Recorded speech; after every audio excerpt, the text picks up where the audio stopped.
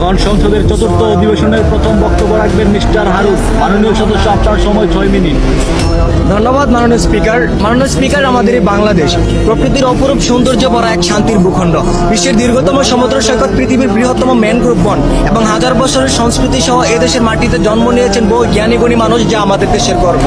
কিন্তু অত্যন্ত দুঃখের সাথে বলতে হয়, এই স্বাধীন সোনার দেশে আইনের অবহেলা থাকার কারণে আজ সাধারণ জনগণ ভালো নেই। মাননীয় স্পিকার, আজ আমি এদেশের সাধারণ জনগণের দুঃখ কষ্টের কথা তুলে ধরতে চাই। বর্তমান বাজারে নিত্য প্রয়োজনীয় জিনিসপত্রের দাম এতটাই বেড়ে গেছে যে সাধারণ খেটে খাওয়া মানুষ দিশেহারা হয়ে পড়ে। চালের দাম, তেলের দাম, গ্যাসের দাম বাড়ে, কিন্তু সাধারণ মানুষের আয় বাড়ে না। এই অভাবে পরে দেশ ও জাতির উন্নয়নের আশা করা যায় না। মাননীয় স্পিকার, আজ দেশের হাজারো শিক্ষিত যুবক বেকার ঘুরছে। বাবা মা কষ্ট করে পড়াশোনা করে, কিন্তু পড়াশোনা শেষ করার পরও চাকরি নেই। বিশেষ চাকরি করতে গেলেও যোগ্যতা চাই, আবার কিছু কিছু ক্ষেত্রে ঘুষ ছাড়া চাকরিও পাওয়া যায় না। যে দেশের মেধাবী যুবক বেকার থাকে, সেই দেশ কখনো পুরোপুরি ভাবে উন্নত হতে পারে না। মাননীয় স্পিকার, বর্তমান সামাজিক যোগাযোগের মাধ্যমে অপপ্রচার, প্রতারণা, কিশোর গ্যাংয়ের কার্যক্রম প্রতিনিয়ত বেড়ে চলছে।